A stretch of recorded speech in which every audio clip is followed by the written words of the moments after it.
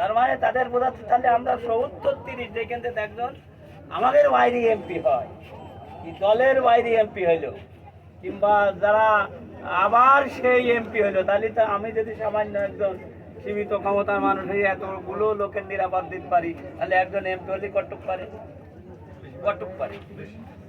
তাহলে আমরা সেই ৭০-৩০ সমানে থাকছি না, তাহলে আমরা এই যে ১৭টা বছর নির্যাতন হলাম, মাই খেলাম, তেল কাটলাম, জরিমানা দিলাম, তার ফলটা আমরা এই টাকা সামান্য কয়টা টাকা জন্য হয়তো আমরা ভোট দিয়ে আর একজনের এমপি বানালাম পানি, তাহলে আমরা কি হলো? আমি তো ৭০ সমান ১০০ সমানই থাকছি, তাহলে এই কাজটা কেন করি? এই কাজটা কোন রকম কখনো পাওয়া যাবে না।